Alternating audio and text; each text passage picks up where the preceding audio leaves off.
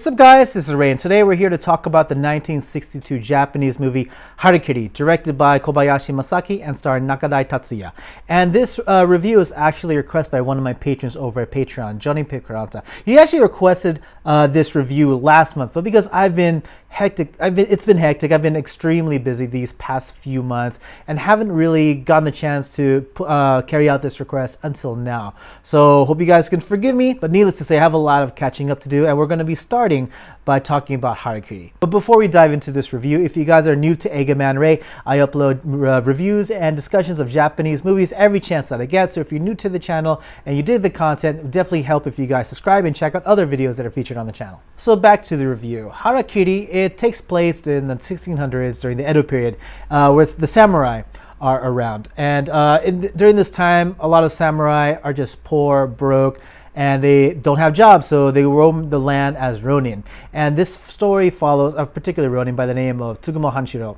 And Tsugumo, he pops into the estate of the E clan, one of the local prestigious clans. And Tsugumo, he says he has nothing left in the world, nothing else to live for, so he wants to die with dignity, and in order to do so, he wants to commit seppuku in front of everyone in the E clan. Of course, Tsugumo is met with skepticism because during this time, there have been stories and rumors floating around that a lot of ronin pop into the estates of these clans saying they want to commit seppuku, but they never actually commit seppuku. Instead, they just keep running their mouth, and to send these ronin on their way, they usually send them off with some cash. But unfortunately, the E clan is not very generous. They intend to have Tsugumo carry out his ritual, but before doing so, they kind of tell him the story of this younger ronin who had popped in not too long before. And he has a similar story to Tsugumo. He wants to commit seppuku because he has nothing else to live for. But as we dive deeper and deeper into the stories told by both Tsugumo and the chief counselor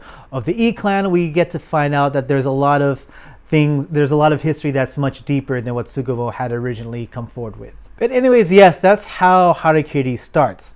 And as for the positives of this movie knows how to control your attention. I mean, from the get-go, it's one of those movies that I guess can be best described as a slow burn. It has a very slow tempo, and there's not a whole lot of action, especially towards the beginning of the story. A lot of the action takes place towards the latter part of the story, and especially during the middle part.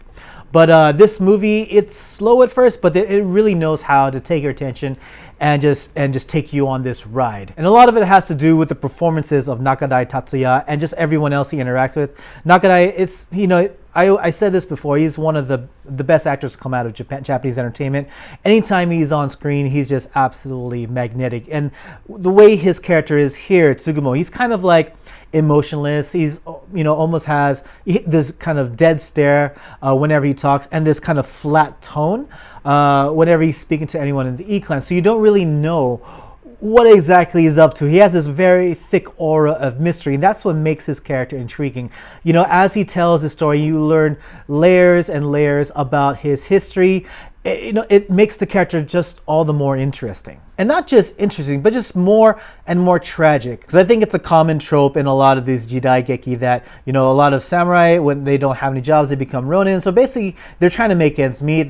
Some of them end up selling their swords. Some of them end up just doing jobs that that are much different than what they were doing as a samurai, because they have no lord to serve. So they got to still make ends meet. But of course, I'm not going to dive too much into the tragic past of Tsugumo. That's where a lot of the fun in the movie is to be had. But one thing that surprised me is that, as slow-tempoed as the story as a whole generally was, when it comes down to a select few scenes that show seppuku, it actually is pretty grotesque. It's pretty violent. Even the film is shot in black and white. You can almost feel the red pour through the screen whenever blood starts spilling out. And especially the first scene that showed seppuku, that showed Harakiri, because even though it's in black and white, because of just the way the actors perform, because of the circumstances that the characters are in, it was just very queasy. It was just very hard to watch. I wouldn't want to say disturbing, but I think if you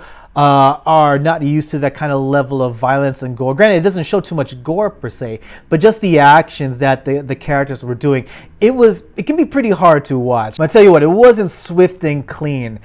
Yeah, I think, if you're watching it, expect to just stay there for a little bit. You might even pause the movie just to wonder, like, just think to yourself, like, ouch. Like I said earlier, there aren't that many action scenes. There was probably one big action scene that was towards the end of the movie. But other than that, this movie is driven by the backstories and flashbacks that the main characters tell you. So even though this movie is super reliant on backstories and flashbacks told by the main characters, it's extremely engaging from minute one. So I think one thing that's cool is that you can learn a bit about samurai culture, or what the ideals that samurai had back in the day. For example, bravery and honor, or rather, in the case of this story, the false existence of bravery and honor amongst the samurai class, and even the notion of how important a sword is to a samurai, and of course the top knot, the chonmage, is to samurais. Like, I think I don't know if they were equally as important to the samurai class, but I know they definitely were held in high esteem. But overall, what do I have to say about Harakiri?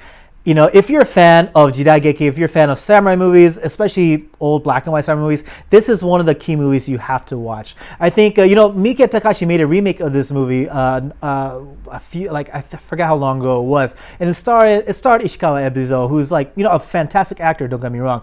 But the remake just lacked a lot of the substance that the original had. So needless to say, this is a movie you definitely have to cross off your checklist if you like those old kind of samurai movies. Because like I said, even though there's not much action compared to your typical samurai movie, it does a lot in just controlling the way it just builds up from a slow kind of tempoed movie to a very exciting climax. So anyways, yes, those are my thoughts on Harakiri. What do you guys think? Please let me know in the comment section below. Don't forget to like, share, and subscribe. Follow me and all the social media channels. And once again, thank you so much to Johnny Picaranta over at Patreon for requesting this movie for me to review to you guys today. And yeah, that's about it for me, guys. And as always, everyone, thank you so much for watching, and hope to catch you all again in the next video. Take it easy.